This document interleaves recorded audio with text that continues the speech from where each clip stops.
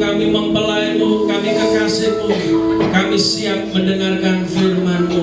Semua jemaat Tuhan yang percaya sama-sama katakan amin. Tepuk tangan buat Tuhan. Silahkan duduk Bapak Ibu sekalian. Terima kasih buat tim present musik dan terutama buat noni-noni yang nari ya, noni semua ya, yang di depan ya, yang di belakang ya noni juga ya, cuman casingnya old gitu aja ya. Iya no, tapi dalamnya kan noni toh, betul toh? Oh, masih semangat tuh, jarang no noni mau tamburin ya toh. Amin. Ayo ditolak dulu kanan kirimu, katakan jangan takut. Siapa di sini yang bakar-bakaran malah ikut bakar? Oh, enggak ada ya. Oke. Ya, puji Tuhan di tempat kami Caruban aman. Bahkan tidak ada demo sama sekali ya. Itu semua berkat Tuhan. Jadi gereja yang dipanggil Tuhan harusnya adalah gereja yang berdoa. Yang katakan amin. Banyak doa, banyak berkat. Enggak doa, enggak ada berkat. Karena itu saya sangat mempercayai bahwa orang yang sangat lama dan punya waktu yang banyak untuk berlutut di depan kaki Tuhan, pasti dia akan menjadi orang terakhir yang berdiri menghadapi dunia ini. Yang percaya katakan amin. Makanya perbanyak doa, jangan perbanyak ngomel. Percuma, saudara, hari ini ngomel pun juga percuma. Karena saya kurang lebih sampai hari ini per hari itu sudah kurang lebih tak itu rata-rata 4-5 orang itu konseling lewat WA atau datang ke rumah gitu. Masalahnya macam-macam, masalah keuangan, bisnis seret, utang pinjol ya toh, motornya mau ditarik sama leasing, banyak masalah. Tadi lagunya pas sekali ya. Hidup ini memang banyak masalah, betul enggak? Tapi yang percaya sama Yesus pasti bisa mengatasinya. Betul enggak?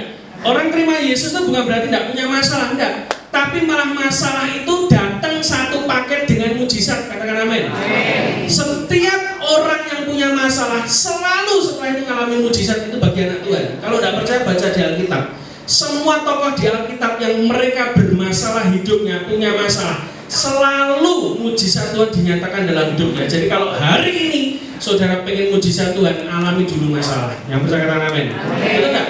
Dan saya percaya setiap masalah yang saudara hadapi hari ini tidak membuat saudara hancur, tapi membuat saudara jadi kesaksian bagi banyak orang. Betul enggak? Kadang kita ini merasa, wah aku ini kehilangan sesuatu. Iya, kehilangan sesuatu karena nanti kamu akan dipakai Tuhan untuk mungkin ada orang yang kehilangan juga, kehilangan uang, kehilangan orang yang mereka cintai, datang sama saudara untuk cerita, saudara bisa bagi hidup kepada mereka. Betul enggak? Di balik masalah kadang itu dipakai Tuhan supaya saudara ini bisa ceritakan kebaikan Tuhan. Loh, mungkin masalahnya enggak beres ya, tapi hatimu sudah beres, itu bisa dipakai Tuhan untuk memberkati banyak orang yang punya masalah yang sama. Jadi jangan pernah saudara berpikir kalau masalah itu berarti jelek, belum tentu. Kadang Tuhan memberkati saudara malah lewat masalah, betul enggak? Kenapa? Di tengah masalah selalu ada solusi, jawaban, mujizat Tuhan akan datang dalam hidup saudara. Amin. Termasuk di dunia bisnis pun juga sama. Bisnis itu ada karena ada masalah, betul enggak? Di satu tempat atau satu area, ya toh. Kenapa saudara buka misalnya toko elektronik? Karena di situ tidak ada toko elektronik. Orang kalau belanjanya jauh, makanya saudara buka di situ, betul enggak? Ada masalah di situ, orang butuh elektronik, tapi saudara beri solusi di situ, ya saudara diberkati Tuhan di situ. Sama. Kalau saudara tinggal di kota mana, ya tahu saudara jualan misalnya makanan yang tidak ada di kota itu, tapi orang-orang senang. Saudara buka, berarti saudara tuh lihat masalahnya apa, saudara buka di situ jadi solusi buat orang di sekitar. Saudara diberkati Tuhan. Jadi kalau punya masalah hari ini mindsetnya harus benar. Cara pikirnya harus benar. Kenapa? Masalah itu datang satu paket dengan solusi plus mujizatnya. Yang percaya katakan amin. Amin. Nah, kita buka dulu Alkitab kita, Bapak Ibu sekalian. Kalau saudara suka judul firman Tuhan hari ini, saya kasih judul pengurapan membawa kamu pada penggenapan janji Tuhan. Oke? 1 Raja-Raja 19 ayat 19 sampai 21. Saya akan bercerita tentang kisah seorang yang dia dipakai Tuhan luar biasa di Alkitab, dan dia ini dimentori oleh seorang nabi besar. Jadi nabi mementori seorang nabi. 1 Raja-Raja 19 ayat 19 sampai 21. Setelah Elia pergi dari sana, ia bertemu dengan Elisa bin Safat yang sedang membajak dengan 12 pasang lembu. Jadi Elisa ini orang yang bekerja, orang yang rajin, orang yang diberkati Tuhan. Terus sedang ia sendiri mengemudikan yang ke-12-nya. Ketika Elia lalu dari dekatnya lewat, lalu tiba-tiba ia melemparkan jubahnya kepada Elisa. Terus ayat 20, lalu Elisa meninggalkan lembu itu dan berlari mengikuti Elia, katanya, biarkanlah aku mencium ayahku dan ibuku dulu, lalu aku akan mengikuti engkau. Jawabnya kepadanya, baiklah, pulanglah dahulu dan ingatlah apa yang telah kuperbuat kepadamu. Ayat 21, lalu berbaliklah ia dari Elia, yang mengambil pasangan lembu itu yang jumlahnya 12 pasang tadi, menyembelihnya semuanya dan memasak dagingnya dengan bajak lembu dari kayu tadi. Ya, itu jadi kayu bakarnya, itu sebagai kayu api. Ia memberikan daging itu kepada orang-orangnya atau pegawai-pegawainya, kemudian makanlah mereka. Sesudah itu bersiaplah ia, lalu mengikuti Elia dan menjadi pelayannya. Bapak Ibu sekalian, ketika saya membaca ini cocok dengan kehidupan kita hari-hari ini. Saya percaya bahwa ketakutan, kegentaran, ya toh, sekarang itu kalau kita lihat HP atau media sosial, kita buka, isinya itu sudah kerusuhan di mana-mana, betul tidak? Hari ini kita menyaksikan bagaimana sebuah bangsa yang kelihatannya tenang, ya toh, damai, tiba-tiba dari perdana menteri, presiden sampai menterinya semuanya semburat hilang semua. Negara Nepal, betul nggak? Menterinya dihajar, ditelanjangi, dibuang ke sungai, rumahnya dibakar, istrinya dipukul. Saya kaget lihat istrinya, waduh, ini pipinya operasi plastik, ya toh, tadinya cantik dipukul jadi menceng gitu, ya toh, betul nggak? Ada toh videonya, wah wajahnya jadi merot, ya toh, dipukuli sama orang. Kenapa? Karena korupsi. Negara ini korupsinya luar biasa, pejabatnya sampai rakyatnya marah. Dia kejar-kejar semua, sampai polisi sekarang yang ditawan sama pendemo. Bukan polisi yang menawan pendemo, tidak. Tapi malah polisinya yang ditelanjangi, disuruh baris sama pendemo, tidak bisa berkutik sama sekali. Jadi hari-hari ini yang dibutuhkan apa sebetulnya? Dibutuhkan cuma satu. Saya percaya di tempat ini Selasa ada pengurapan, betul tidak? Tapi saya percaya satu hal, itulah yang dibutuhkan oleh kita hari-hari ini. Kalau saudara tidak diurapi Tuhan, saudara seperti perang tanpa perlindungan. Catat baik-baik. Banyak orang hari-hari saya lihat mereka perang dalam kehidupan mereka sehari-hari, pertandingan iman dijalani, tapi tanpa pengurapan mereka gagal.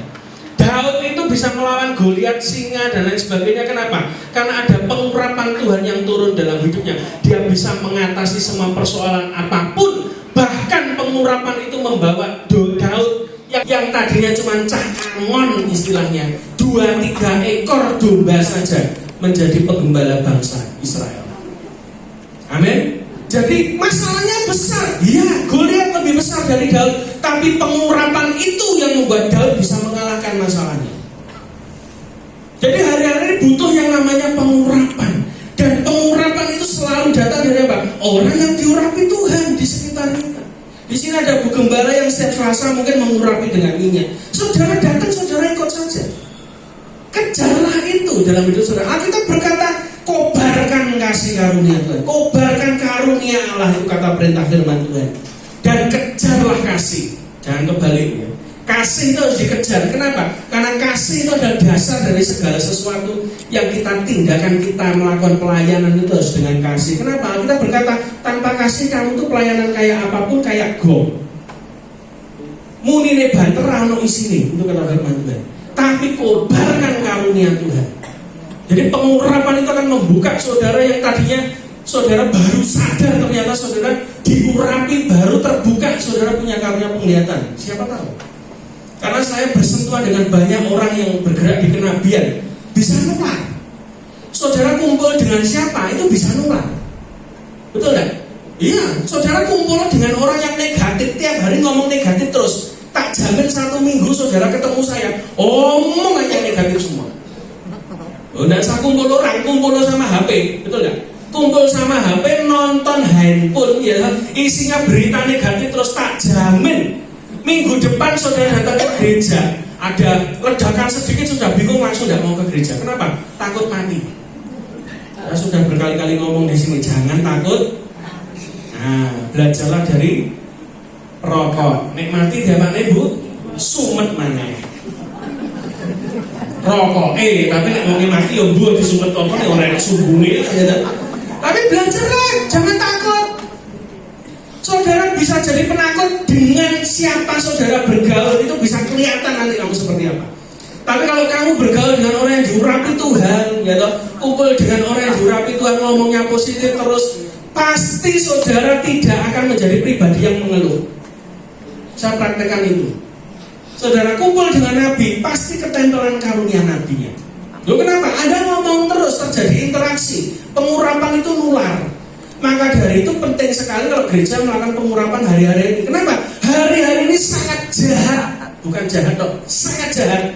Terakhir ada pemuda 25 tahun memultiplikasi lah ya, tanah lah ya.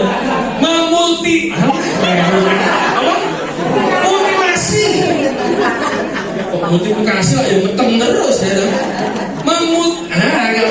Dimut itu lah ya, dipotong-potong. Bayangkan, dibuang di pacar, dibuang di mana, diecer-ecer kayak ngecer ya itu bakul listrik. Kayak begitu.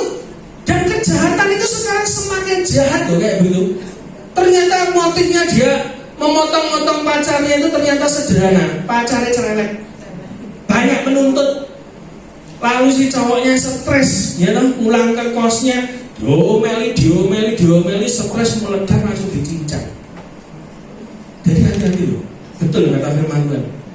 Hidup dan mati dikuasai. Nah, itu siapa menggemakan, maka kita tidak pernah tahu pasangan kita seperti apa. Stresnya seperti apa, kondisi hari ini itu stres sekali. Karena itu di rumah tangga, kalau suaminya datang, jangan diomeli. Nanti dimutilasi. Bener? Jangan ngomel makanya. Disayang, dikasih makan, dilus-lus, ya. Godoknya banyu nih, aja panas-panas lah ya godok. Nah gosong misalnya, ya kasih air hangat gitu. Walaupun tidak bawa uang, ya tetap dikasihi, betul enggak? Ya, bayangkan suami di tempat kerja stres, nggak dapat order, pulang lihat istri ngomel ramacak pisan. Wah itu ngamuk nek pawon pisan nek peso lah, itu dimutilasi lagi ya toh. Jadi belajar kitanya Pak, kumpul dengan orang yang benar Bapak Ibu sekalian. Kalau kita baca kembali lagi pada ayat 19, ini yang terjadi. Tuhan itu ternyata manggil kita dalam kondisi bukan malas, katakan jangan males. Alkitab berkata, lalu setelah Elia berbalik itu, ya toh, ia mengambil, ayat ini, ayat 19. Setelah Elia pergi dari sana, ia bertemu dengan Elisa bin Safat yang sedang membaca. Ingat ya, Tuhan itu panggil saudara untuk melayani Tuhan bukan pada waktu ada males. Saya tidak percaya Tuhan pakai orang males. Tuhan itu selalu pakai orang rajin. Baca di Alkitab, Abraham itu orangnya rajin, pengusaha. Ishak juga rajin. Yakub apalagi, dia pengusaha yang hebat. Ditipu Laban seperti apapun, dia tetap bisa bertahan. Orangnya rajin semua. Sadrah, Mesak, Abednego kerja di pemerintahan, orang rajin. Daniel orang rajin. Sebutkan siapa saja. Daud orang rajin, penggembala domba. Orang-orang di Alkitab selalu dipanggil Tuhan pada waktu dia kondisi kerja, rajin. Saya tidak percaya aku dipanggil Tuhan. Loh kenapa? Soalnya aku gue kerja orang tahu itu dan nganggur. Waduh, kacau. Ini orang pelarian pasti. Ya kan hari-hari ini banyak orang yang pengen melayani Tuhan. Kenapa? Karena malas kerja. Loh, orang melayani Tuhan enak loh kayak saya ini. Betul tidak? Kerja ini seminggu pisan, ya kan? Ibadah mek 2 jam, bayaran. Ayo, nah saudara kerja isu awan sore dari sales, ya betul nggak? Orang itu order merongos, betul nggak? Loh, saya ini enak, makanya profesi kayak saya ini melayani Tuhan itu banyak diincar, banyak orang yang nganggur. Kenapa? Enak yuk. Nanti pendeta ngomong bayaran, lambingmu. Baca jalan ya, loh saya dipanggil di gereja desa orang yang amplop belas. Budal angkat dewe, ya betul ya. Ngono sik nggawa klambi, nggawa apa dibagi-bagi, betul enggak? Loh, kenapa? Prinsip Prinsip saya satu, memberi. Lah kan saudara prinsipnya cuma nerima tok kapan sugih, betul enggak? Belajar memberi. Sama Elia ini manggil Elisa bukan waktu kondisi leha-leha, catat baik-baik. Elisa itu waktu membaca dan jumlah lembunya 12. Artinya apa? Dia tuh repot kerja, sibuk kerja. Ingat ya, Tuhan selalu panggil orang yang tidak malas. Jadi kalau saudara dan saya di tempat ini pengen dipakai Tuhan, usahamu diberkati, tak kasih tahu. Belajar di kitab Amsal, tangan orang rajin itu mendatangkan berkat. Amen. Belajar sama semut yang kecil itu. Di setiap musim dia itu selalu pokoknya ono makanan kecer mesti diambil. Ya toh, kalau di sini musimnya tropis ya toh, nggak ada musim salju. Tiap hari semut itu selalu ada. Hari ini pun saudara makan roti jatuhkan di lantai di situ, pasti tunggu berapa menit ono jenenge semut. Nggak tahu semut itu datang dari mana kok bisa muncul. Angger ono makanan mesti dia datang. Itu kan orang yang paling rajin, makhluk yang paling rajin yang dikatakan Alkitab. Karena itu kita yang manusia sempurna belajarlah dari semut. Tuhan hanya pakai dan panggil orang yang rajin, bukan orang yang malas. Karena itu orang yang dipakai Tuhan dalam pelayanan apapun, coba cek di gereja saudara, mesti orangnya rajin, betul nggak? Tante Lani, Ailani seneng tuh lihat jemaat yang dipakai Tuhan yang rajin, mesti dipercaya lebih besar, betul nggak? Loh, iya loh. Lah masuk Ailani, oh, kowe tak pakai Tuhan ya, melayani ya. Loh kenapa kan? Soalnya kowe males. Oh, no, kan? Orang mungkin. Loh saya persekutuan aja golek wong sing rajin, betul nggak? Itu yang di belakang itu Mbak Ika ini. Mbak Ika ini orangnya rajin. Makanya apa-apa tak kayak ide. Setiap kali saya eling kerjaan eling ide. Saya dulu juga begitu di kantor saya kerja di ekspor impor di Perak. Saya ini baru masuk paling muda, ya toh. Rekan-rekan saya sudah ibu-ibu usia ya kayak pelem rampo gitu ya, noni-noni itu tadi ya toh. Saya kan baru kuliah toh. Nah, lulus kuliahnya kerja. Kenapa bos saya selalu ingat saya kalau ada kerjaan? Bagi orang lain, kalau bosnya ada kerjaan ingatnya dia, wah, iki wis tambah kerjaan, betul enggak? Itu orang males. Kalau saya enggak, tak balik. Kenapa bos saya setiap kali ada pekerjaan ingatnya saya? Berarti aku ini lebih rajin dari yang lain. Ya betul. Berangkat kantor itu, datang kantor itu ya, biasanya kan kalau di Perak, rumah saya tuh di Juanda. Jadi Sidoarjo ke Surabaya tiap hari ya. Kantor saya buka jam 8. Saya berangkat dari rumah itu jam 6. Jam 6 sudah berangkat santai naik motor waktu itu. Perjalanan kenapa macet? Basuki Rahmat Surabaya itu masih macet semua. Sampai ke Pahlawan pasti macet. Setelah itu nyampe ke Perak biasanya jam 7 lebih atau sekitar setengah 8. Jam kantor itu jam 8. Saya selalu standby di situ, saya cek log dulu. Ya, kalau cek log kan nggak bisa ditipu kan. Begitu cek log, otomatis muncul jamnya. Bos saya datang jam 8 lebih gitu. Rumahnya kan Citraland. Tuh, kamu sudah datang? Iya Pak, pagi Pak. Ternyata itu kesan pertama buat dia. Karena pegawai yang lama datangnya cek log jam 8, ya cek lognya jam 8 lebih 5, jam 8 lebih berapa, mesti dilebih alias telat. Lalu pada waktu pulang, saya juga begitu. Yang lain itu kalau pulang jam 5, itu jam 4 lebih 55 itu sudah di depan cek log. Kenapa? Dan cepet cek log dan pulang daripada nanti ditambahi kerjaan sama bosnya. Betul. Nah nanti kalau tiba-tiba ada kerjaan, bosnya inget, ditelepon, Surti, nah, dia tahu, kamu sudah pulang loh? Belum, sini dulu, ada kerjaan. Wah itu, mereka semua tidak mau. Tapi saya ingat firman Tuhan, semut itu rajin. Rajin itu tidak perlu disuruh kan. Saya sengaja tunggu bos saya pulang. Sampai dia pulang, baru saya cek log. Dibayar nggak overtime-nya? Enggak. Karena PDW nggak ada lemburan. Betul. Dan bos saya pulangnya biasanya jam 5. Dia tuh di kantor bisa workaholic itu bisa sampai jam 7 setengah 8. Saya nunggu di kantor sampai semua selesai. Jam 5 itu sudah kosong, ruangan keuangan sudah kosong semua. Yang ada cuma saya. Dan tiap ruangan sama bos saya dikasih kamera CCTV. Dia selalu lihat, tuh, ini kok belum pulang. Mesti dia telepon. Loh, Musa kamu kok belum pulang? Iya, nunggu Pak Kus. Pak Kus butuh apa nanti? Tak bantu. Wah, gayane ngono ya. Ya cari muka no. Mulai wis telat kok. Ya harus gitu. Iya no. Langise ya bahasa Jermannya langis lambe itu. Ya. Gayane ngono nek kayak kerjaan tenan ya sambat sajane. Ya gayane ya. Oh, gitu ya. Ya sudah gini aja. Enggak ada nih, pulang aja. Itu kesan itu nangkep. Begitu gajian, dia lihat check out-nya, overtime terus. Datang mesti jam 7:30, pulang mesti jam 6, kadang 6:30, jam 7:30, ngikuti dia pulang. Saudara ngerti, saya kerja cuma setahun, jadi kasir. Itu pun teman saya ngejek, kalau kerjaan dia tak. Lanang manajemen WM mau iso kasir itu loh. Kasirnya kerjaan mbak-mbak supermarket katanya, kurang ajar. Ya, memang gak itu kerjaan kan ya. Tapi sudah tahu, dalam waktu 1 tahun, tiba-tiba bos saya panggil saya, kamu sekarang yang bagian head finance-nya ya. Jadi saya tiba-tiba naik, itu bisa nyuruh orang-orang yang sudah belasan tahun kerja di situ, lebih tua dari saya. Yo iri yo enek pasti. Tapi saya tetap kerja yang tidak saya rubah pola kerjanya.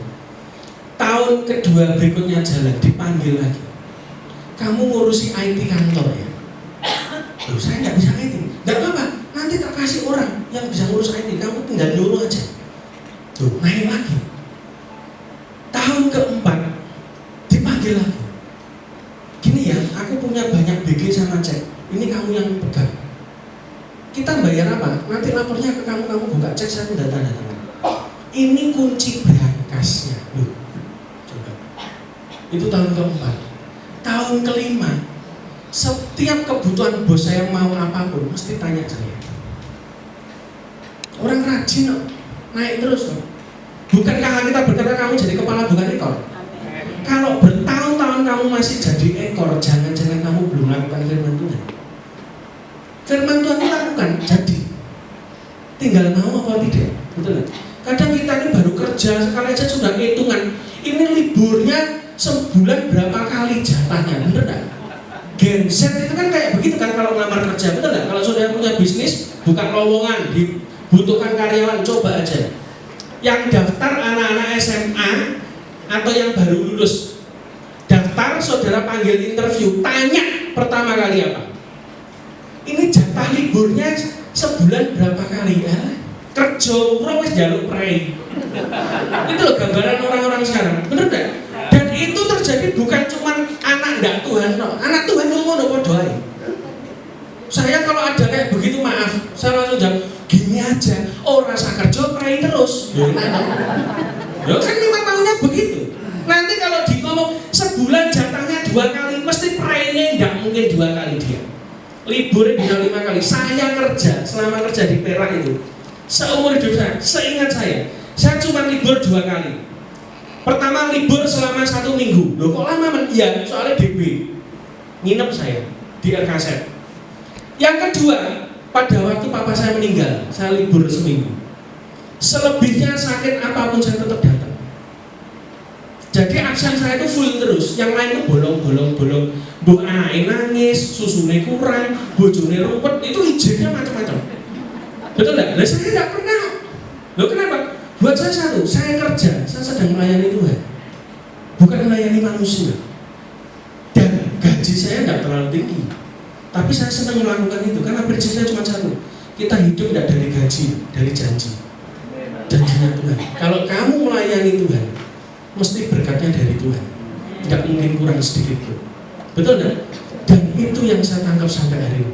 Apa saja yang saya kerjakan Brazil. Hari ini ada orang dari China itu sudah nawari berkali-kali, ini belum saya jawab, doakan aja, ngirimi furniture. Silahkan mau buka Surabaya terserah, mau buka Madiun terserah, tak kirim. Saya tanya bayarnya piye, betul nggak? Kalau datangin dari Cina kita suruh bayar dulu ya ngoncor sekian M, gitu. Gak ada modal ini, saya bilang, gak ada modal. Terus pembayarannya temponya berapa, gitu. Kita nego terus. Terakhir dengar dia mau kesini mau ketemu, dia bilang apa? Sudah gini aja, barangnya tak kirim nek payu bayaran enak. Hari gini kamu cari pabrik yang sebaik itu tidak pernah ada. Apalagi ini orang aku tidak kenal. Loh kok bisa ngomong iya pakai WeChat gitu. WeChat apa MyChat gitu ya. Yang ada bahasa Mandarin ya, aku juga ngerti bahasa Mandarin rek. Iya toh. Pokoknya sing tak ketik itu mesti munculnya huruf Cina wis ngono ae. Ya saya ngomongnya pakai bahasa Indonesia, orang mudeng saya, ya toh. Pokoknya intinya dia mau, nanti kemungkinan tahun ini mau datang. Kita cukup menyediakan gudang. Lah, saya ingat. Saudara ngerti ya Mbak Tuhan Nabi Tuhan namanya Peter Kumar. Peter Kumar itu kan sering dulan di tempat kami, ya tahu sudah 3-4 kali. Terakhir dia bernubuat begini. Nanti ini bahasa Inggris tapi aku nggak soal bahasa Inggris. Tak terjemah nih, paling saudara juga iso sisa itu kedua. Intinya begini, ini menurut penerjemahnya ya. Nanti kamu akan buka toko baru, furniture. Aku elektronik kok furniture itu bakul sofa, bakul. Saya tidak nangkep hal itu. Saya pikir wah ini pano bleset ini buatannya itu gak jelas ini. Saya pikir begitu itu hampir 2 tahun lalu. Ternyata hari ini ketika kemarin saya undang juga hamba Tuhan India namanya Akila Rama, bujune Sinta, tapi di Lanang, EDW dok maksudnya. Datang mau pulang tak suruh doakan, ngerti enggak? Saya enggak cerita apa. Dia bilang, I see, oh bahasa Inggris mana?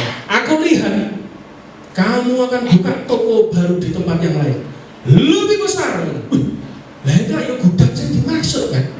Peter Kumar 2 tahun lalu ngomong tentang furniture. Orang China ini ngirim furniture.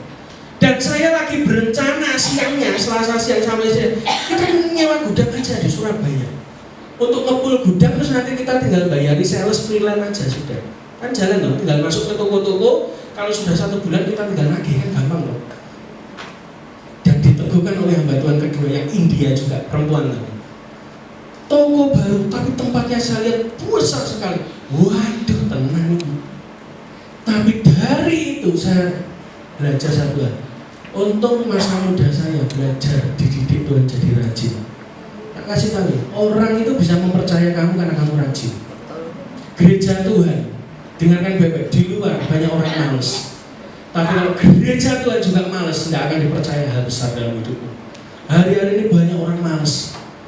Malas kerja lah, orang nyucuk katanya, ya toh. Tapi saya mau beritahu, kalau saudara tidak mau ikut Tuhan, tidak mau rajin, tidak ada berkat Tuhan. Yang percaya katakan amin. Dan Elisa dipanggil Tuhan melalui Elia pada waktu dia rajin. Jadi tidak ada lagi, saya berdoa di tempat ini, bapak-bapak, ibu-ibu, ibadah wanita dan pria, tidak ada lagi pria malas dan perempuan malas. Kalau engkau ngerti priamu sedang kesulitan keuangan, belajar untuk jadi support system kepada priamu. Kau bisa masak, masak oh. Hari-hari ini COD gampang sekali. Saudara punya handphone, saudara punya temen, tinggal di broadcast. Hari ini aku masak jangan asam sopo nitik. Oh, mesti sing malas-malas ya mesti gelem. Timbang masak, bener gak? Loh, anak Tuhan itu berkatnya dari orang malas loh. Loh, makanya kumpul karo wong malas tapi jangan ketularan. Sing malas masak mesti order masakan sama saudara. Betul enggak? Loh, golek duit itu gampang loh hari ini sebetulnya. Yang sulit itu memastikan duitnya masuk rekeningmu lah, pikiran dewe gitu. Tapi golek duit itu gampang caranya, betul. Tak kasih ide tuh hari ini bapak-bapak ibu-ibu. Ya toh, ibu-ibu yang masaknya enak, ya toh, langsung aja broadcast gitu, ya toh, ada WA toh, atau status gitu, wis masak ya apa jangan asem dipoto jebret. Besok masak jangan asem, pagi jam 8 sopo nitik tak kirim ke rumah. Kan mesti konco-konco kan kepengin. Apalagi waktu jelalah bacanya pas lapar, tak kasih tahu posting makanan jangan malam. Siang, pas luwe mesti payu. Saya belajar dari mana? Dari teman-teman saya yang dodolan online itu, yang sudah bakulannya kenceng itu. Saya ngerti ternyata algoritma itu penting. Jadi handphone itu ono wayahe wong delok. Betul nggak? Biasanya ramenya kalau makanan itu kalau waktu aku posting jam 12 siang. Loh kenapa? Jam makan siang kok luwe kabeh. Dikasih gambar, diedit sing apik, diposting. Wah, itu mesti banyak yang takok walaupun sedikit sing tuku ya, penting takok sih. Loh, beli itu dari tanya, ya loh. Nanti kan siapa tahu tuh jadi rema. Besoknya lapar kan pesen. Loh, tanya Ilani, Bu, bojoku seneng roti role Ailani. Ngerti saya khotbah di sini, nitip roti. Order. Lah yo ngono gitu. Lho, enak kok soalnya. Iso masak enak tepuk tangan buat Tuhan gitu. Papa yo ngene. Harus seneng ya. Karo kacane gitu. Lho itu. Lho, orang itu selalu ingat loh, bayangkan. Kenapa? Ya kita di tangan orang rajin itu mesti hubungannya apa? Berkat dari orang malas itu datang sama kamu. Maka dari itu belajarlah rajin di tengah dunia yang malas, berkatnya pasti datang. Amin. Yang kedua, ayat yang ke-20. Lalu Elisa meninggalkan lembu itu dan berlari mengikuti Elia. Ya toh, dia pamit di sana. Artinya apa? Orang yang mau diurapi Tuhan, dia harus mau meninggalkan hidupnya yang lama. Elisa meninggalkan lembunya dan akhirnya mengikuti Elia. Kita harus berlari kepada panggilan yang kita masing-masing. Engkau jadi istri, jadilah istri yang baik. Saya terkejut. Saya mau tanya di sini, siapa tokoh di Alkitab yang bangun bahtera? Angkat tangan. Siapa? Nuh. Ada lain selain Nuh, ada lagi tidak? Tidak ada ya? Tidak ada. Nuh itu cowok apa cewek? Cowok. Oke. Saya tadi kaget terkejut belajar Alkitab sebentar.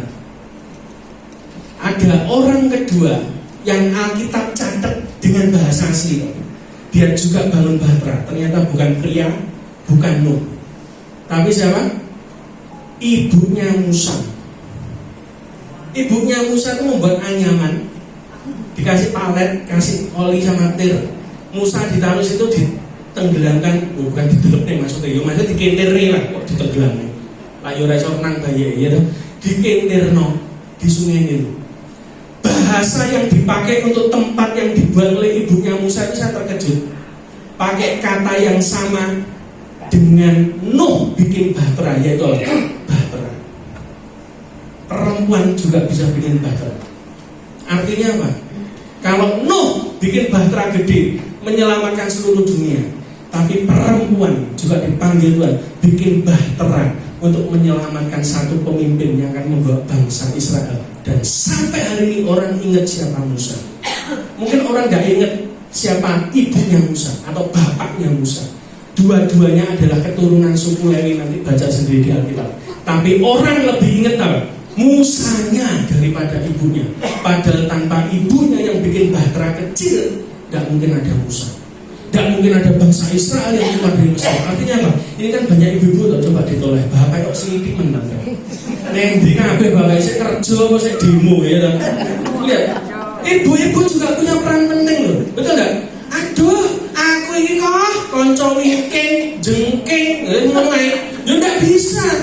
Anda tuh juga punya peran loh. Ibunya Musa, kalau gak ono ibunya Musa, bapaknya Musa ya gak ngerti anaknya urip apa mati, karena dibantai kan hari itu. Tapi karena ibunya Musa punya inisiatif, dia bikin bahtera kecil, dia menyelamatkan satu bangsa. Dan sampai hari ini, nabi yang paling sering dikhotbahkan saya lihat di TikTok, di Facebook, ya toh, yang muncul di YouTube segala macam, banyak pendeta hari-hari ini khotbah tentang siapa? Nah, jenengku. Betul nggak? Perempuan ini penting loh. Bapak dipeluk istrinya, nah, yang sudah lama kering cintanya itu, sesanya toh. Lah piye lo ngasih nano ya anyep, dipeluk diomongi yang halus, mah ini penting. Ya gitu loh, mah ini penting. Nah, kok dulu aku bojomu? Lo ngapain lihat aku yang bawa istri itu loh? Bisa enggak omong gitu? Aku sih buat jalannya kok gitu. Ya itu penting itu. Itu nanti keturunannya itu bisa jadi gede. Tak kasih tahu ya, ada satu orang yang menemukan bola lampu, namanya Thomas Alva Edison. Ngerti ceritanya mungkin. Sama gurunya dia ngomong apa? Idiot, goblok, orang pinter. Dia nulis surat lalu dilempit karena Thomas Alva Edison gak bisa bocor ya toh. Dilempit dia bilang, Thomas kasihkan ke mamahmu ya. Suratnya ini dari ibu guru. Oke, saking polosnya, ya toh. Dia pulang ke rumah, dikasihkan suratnya kepada ibunya. Ibunya baca, hampir nangis, ngamuk, budek, ya toh, tensinan, ya toh. Wah, ini penghinaan ini. Anakku diomong idiot. Dan Akhirnya ibunya ngomong, Thomas mulai besok tidak usah sekolah, mamah yang ngajarin kamu. Mamahnya sedang bikin bahtera menyelamatkan anaknya, betul tidak?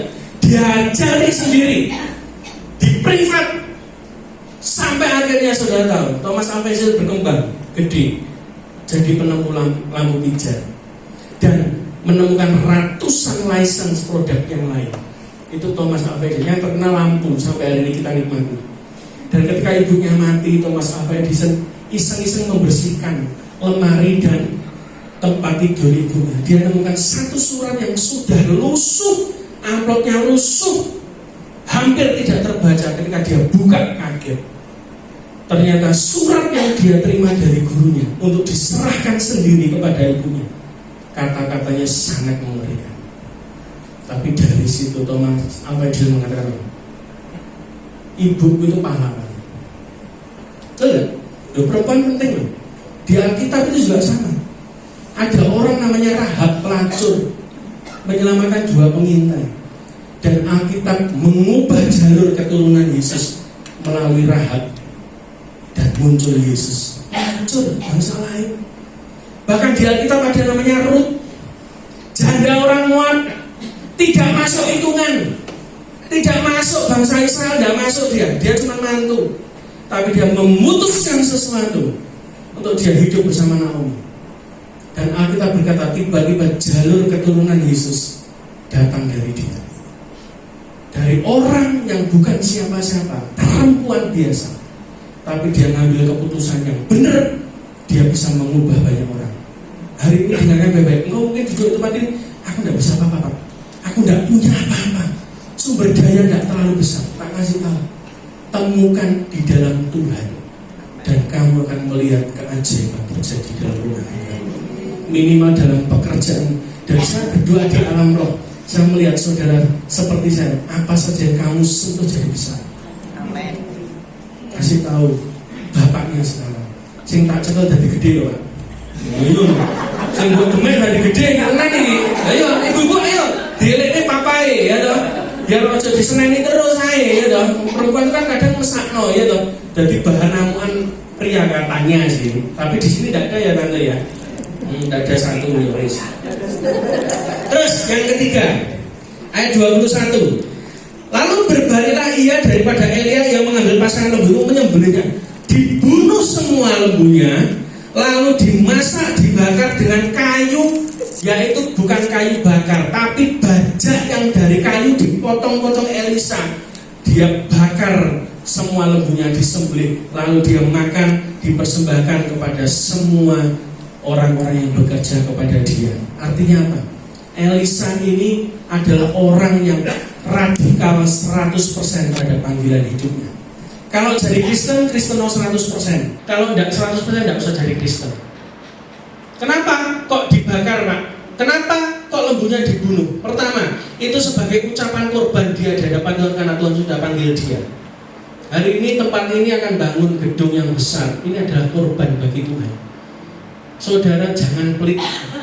Tapi saudara bangun rumahnya Tuhan, kata firman Tuhan, nanti kekayaan bangsa-bangsa akan datang dalam lumbungmu. Loh, omah kowe gak kebangun, Pak, kok kon ngurusi rumah Tuhan kowe? Tak kasih tahu. Makanya omahmu gak kebangun-bangun wong ora ngurusi rumah Tuhan. Loh, kita bahagia loh bacanya. Karena rumahku kamu biarkan jelek, tapi kamu masing-masing sibuk memapani rumahmu, kata firman Tuhan. Maka setiap kali kamu kerja, kamu dapat upah, kamu seperti ngasih upahmu di dalam kantong yang berlubang dan pundi yang berlubang. Betul tidak? Itu kata firman Tuhan. Makanya saya tanya nih orang-orang yang ikut saya. Sejak tempat saya ada persekutuan doa, saya bangun misbah Tuhan. Saya perhatikan rumah Tuhan, saya melayani Tuhan. Hidup keuangan saya berubah. Keajaiban yang terjadi yang kadang orang ngomong, nek orang kerja itu dapatnya hasil dari mana? Ya dari kerjanya. Buat saya enggak. Dapatnya malah dari Tuhan. Yang ajaib-ajaib itu dari Tuhan. Kalau ngejipno pekerjaan tok kasih tahu Pak, saya enggak mungkin beli mobil baru, enggak mungkin dikasih rumah baru, tak kasih tahu. Semua dari Tuhan. Dikasih kok, orang tuku. Dan nek saudara beli dari hasil tokomu itu biasa. Tapi saya membuktikan sejak saya bikin persekutuan di rumah saya layani Tuhan. saya bangun rumah Tuhan, berkatnya itu datang dari Tuhan, ajaib.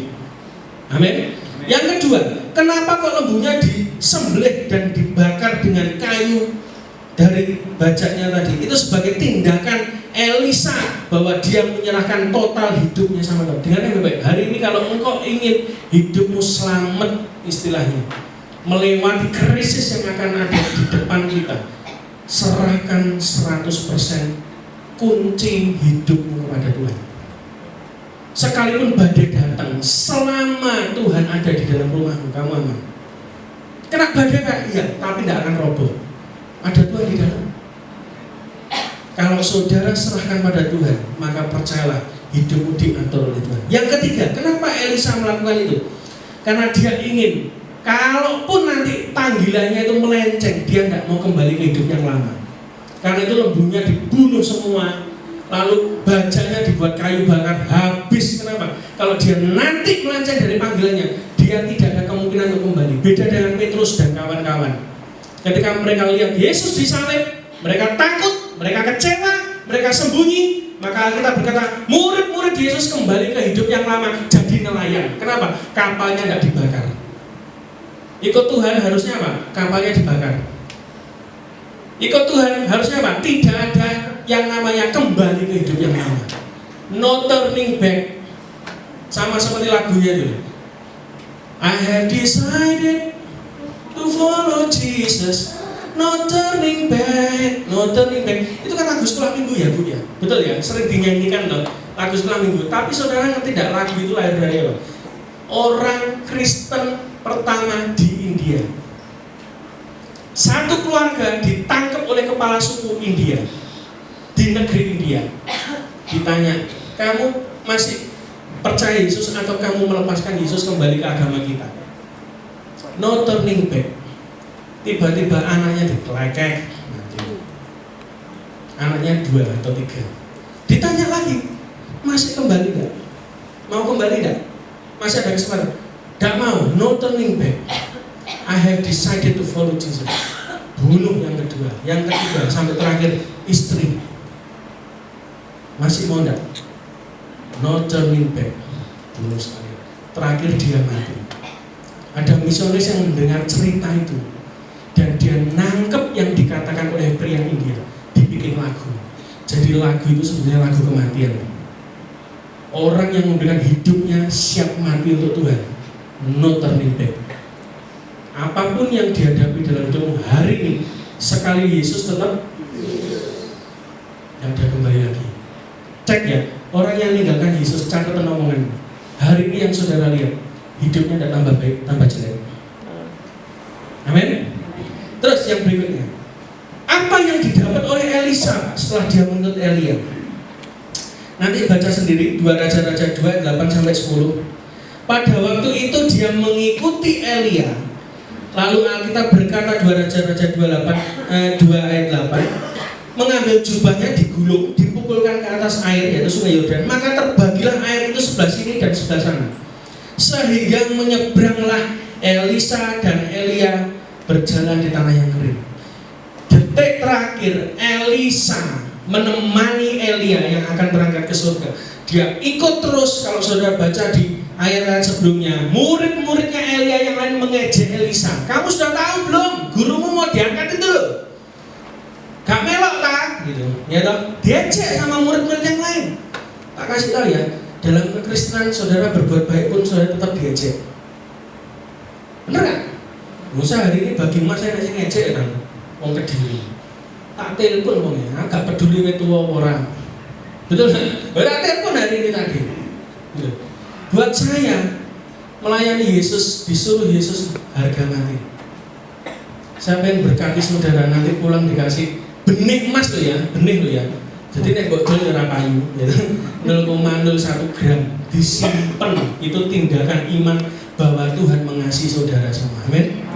Di tengah krisis nanti saya berdoa, emas itu saudara lihat pada waktu ada doa, ingatkan dirimu janji Tuhan. Wong sing khotbah kok carobane ngiringi emas. Mosok Tuhan gak iso berkati aku. Betul? Itu sebagai pengingat, jangan dijual, jangan dibuang. Simpen itu. Itu tindakan profetik bahwa Tuhan memberkati saudara nanti. Dilewati krisis apapun, saudara tetap bersama dengan Tuhan. Anaknya Tuhan, dipelihara Tuhan. Amin. Dan kita kembali lagi ke kisah ini. Tiba-tiba dipukul, sungai Yordan itu terbelah. Dan dia berjalan di situ. Artinya apa? Menyeberang. Kalau mau terima janji Tuhan, nyebrang.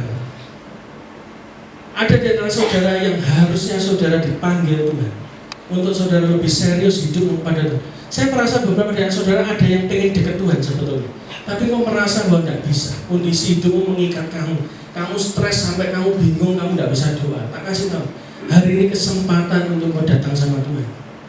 Lepaskan beban, nyebrang sama Tuhan di tanah yang kering, dan kamu tidak akan tenggelam.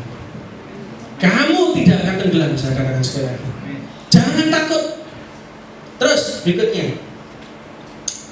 Dan Bapak Ibu sekalian, yang terjadi adalah ketika dia menyeberang, ayat 9-nya dikatakan gini, mintalah apa saja. Jadi Elia ini ngomong sama Elisa, kamu tuh sudah ngetutnya aku toh, tak panggil kamu nurut. Sekarang aku mau naik ke surga, kamu tuh minta apa sih?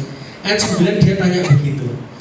Lalu 9 terakhir dikatakan kepada Elisa ngomong, biarlah kiranya aku mendapat 2 bagian dari rohmu. Lalu berkatalah Elia ayat 10, yang kamu minta itu sukar. Tapi kalau kamu dapat melihat aku terangkat daripadamu, maka itu akan terjadi seperti demikian.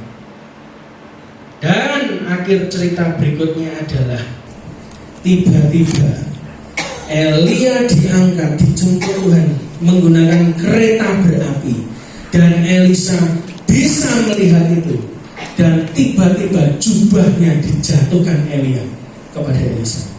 Oke? Terus cerita berikutnya 2 Raja-Raja 12-13, ketika Elisa melihat itu berteriaklah ia, Bapakku, Bapakku, kereta Israel dan orang-orang yang berkuda. Kemudian tidak dilihatnya lagi, sudah terbang. Lalu ayat 13 berkata, sesudah itu Elisa memungut jubah Elia yang telah jatuh, diambil. Lalu ia hendak berjalan pulang dan berdiri di tepi sungai Yordan. Dia berkata, di mana Tuhannya Elia? Dipukul sungai itu terbelah lagi. Dan sejak itu kita berkata apa? Pengurapan itu ada di dalam hidup Elisa. Berapa? Double porsi. 2 bagian rohnya masuk.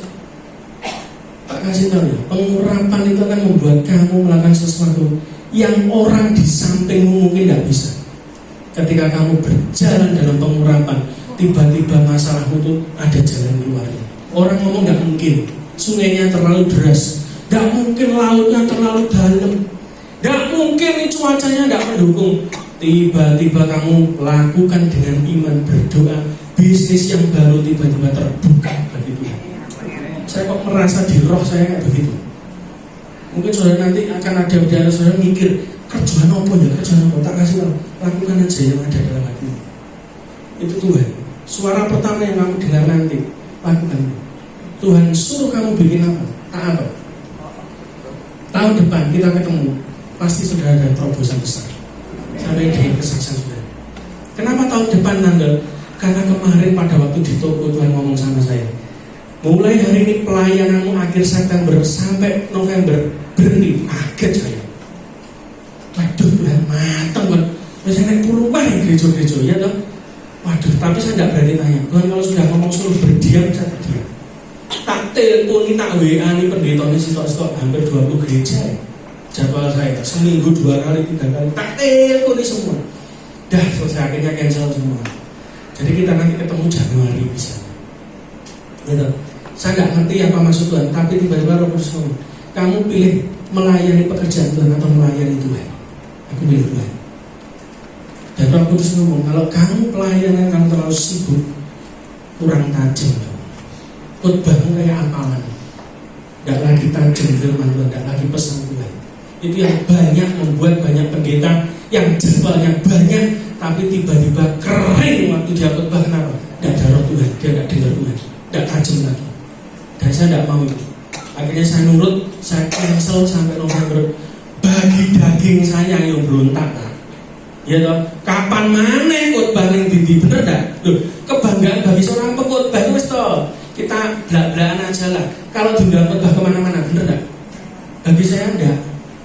Saya mending nurut Tuhan timbang nurut ego saya. Kenapa? Saya ini kan hambanya Tuhan. Kalau Tuhan yang ngomong jangan kemana-mana, masuk saya nekat. Yo gak bayaran saya nanti, bener dak? Mending nekat. Nurut Tuhan aja. Enggak usah sakarpe dhewe.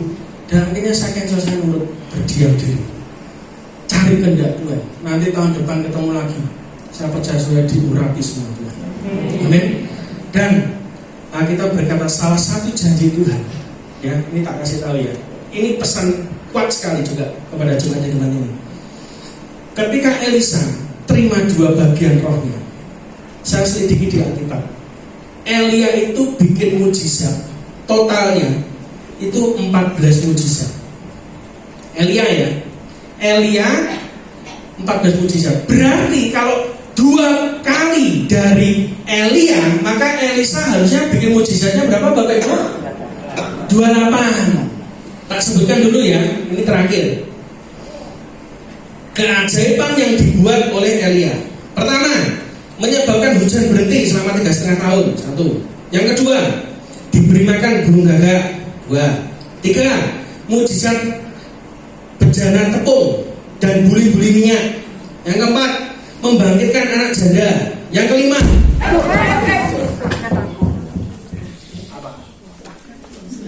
jelek.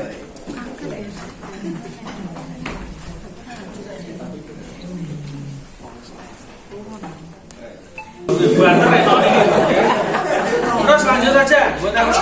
Yang kelima, memanggil api dari surga ke atas mezbah Tuhan. Yang keenam, menurunkan hujan. Yang ketujuh, nubuat kepada semua putra Ahab akan dibinasakan. Yang kedelapan, nubuat kepada Isabel akan dimakan oleh anjing. Yang sembilan, nubuat bahwa Ahasia akan mati karena penyakitnya. 10. Memanggil api dari surga ke atas 50 prajurit yang membuat mereka buta.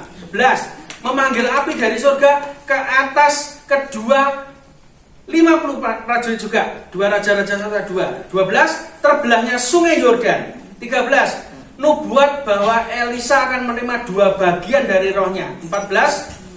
Diangkat ke surga dalam angin badai. Itu 14 nubuat mujizat yang dilakukan oleh Elia. Sekarang kita lihat 27 mujizat yang dilakukan oleh Elisa. Ternyata bukan 28, 27. Ya, nanti kita cek apakah Tuhan salah ya. Yang pertama, terbelah sungai Yordan pertama kali. Yang kedua, penyembuhan air. Yang ketiga, kutukan perempuan yang melahirkan dipulihkan. Yang keempat, lembah yang dipenuhi air. Yang kelima, penipuan orang Moab dalam lembah darah. Yang keenam, mujizat bejana-bejana berisi minyak. Yang ketujuh, nubuat bahwa perempuan Sunem akan memiliki seorang putra. 8. Kebangkitan putra perempuan Sunem. Yang 9, penyembuhan labu. Yang 10, mujizat roti. 11, penyembuhan Naaman. 12, persepsi tentang pelanggaran Gehasi. Ya, dia ngomong tentang Gehasi. 13, mengutuk Gehasi dengan penyakit kustanya. Yang ke-14, kepala kapak yang tiba-tiba muncul dari air. 15, nubuat tentang rencana pertempuran Aram. 16, penglihatan tentang kereta berperang. 17, memukul tentara Aram dengan kebutaan. Ini yang terjadi. 18, mengembalikan penglihatan tentara Aram. 19, nubuat tentang berakhirnya kelaparan besar. 20, nubuat bahwa bangsawan yang mengejek akan melihat tetapi tidak menikmati kelimpahan, akhirnya mati diinjak-injak. 21, penipuan orang Aram dengan suara kereta perang. 22, nubuat tentang kelaparan 7 tahun. 23, nubuat tentang kematian Ben-Hadad sebelum waktunya. 24, nubuat tentang kekejaman Hazael terhadap Israel. 26, nubuat tentang Yehu akan memukul rumahnya Ahab. Ayat 26, yang ke-26, nubuat bahwa Yoas akan memukul orang Aram di Afek. 27 terakhir, ini adalah mujizat yang dilakukan oleh Elisa di akhir hidupnya. Yang ke-27, nubuat bahwa Yoas akan memukul orang Aram 3 kali lewat dia suruh Raja Aram untuk memukulkan anak panah ke lantai, tapi dia lakukan 3 kali, tapi tidak menghabisinya. Berapa? 20? Pertanyaannya adalah, apakah Tuhan salah? 14 kali 2 harusnya 28. Betul? Masuk akal ya? 14 Elia, kalau double porsi harusnya Elisa melakukan mujizat yang ke 28 juta. Kenapa seumur hidupnya Elisa hanya 27? Saya berdoa, saya tanya Tuhan, Tuhan kok salah? Janjimu mana? Bukankah hari-hari ini saya melihat di alam roh saudara, ada orang yang sudah berdoa untuk sesuatu tapi belum dijawab Tuhan. Kok perubahannya kok tidak ada katanya? Kenapa kok belum dijawab Tuhan ya? Kok susah ya? Kok tidak dapat ya?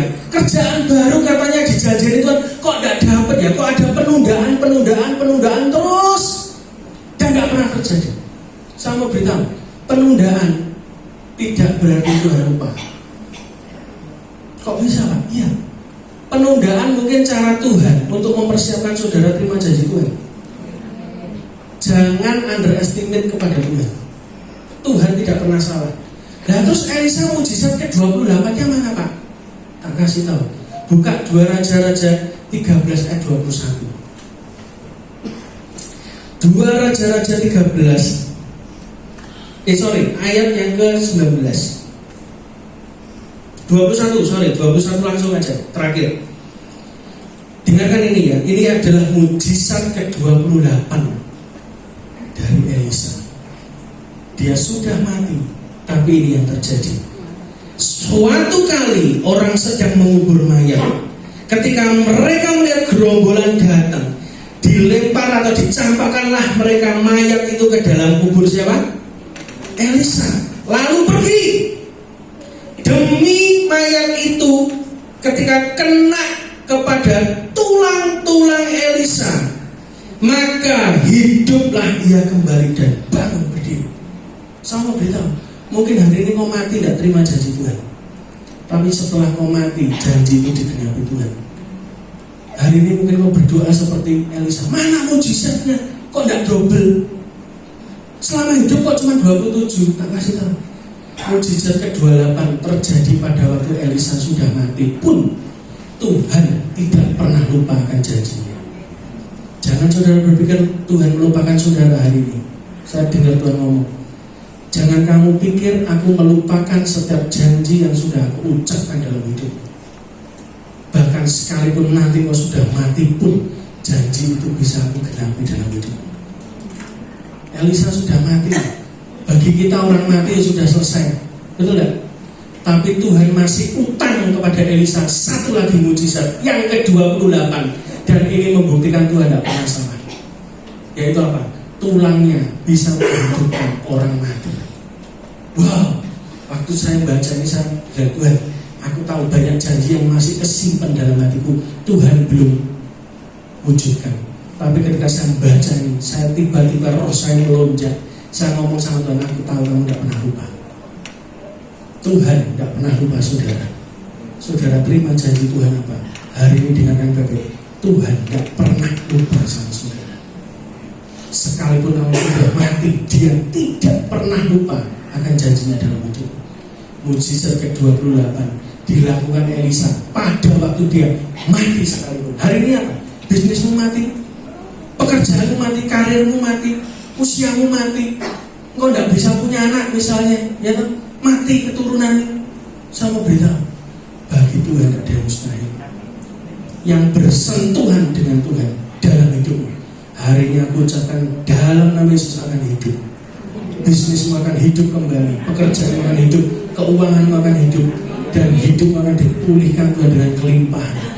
Dan sejak itu Alkitab berkata, kamu akan seperti orang yang bermimpi. Engkau akan bersorak-sorai, engkau akan bersukacita, engkau akan melupakan masa sulitmu. Tutup Alkitab kita berdoa. Musik bisa maju ke depan, bahasa musik.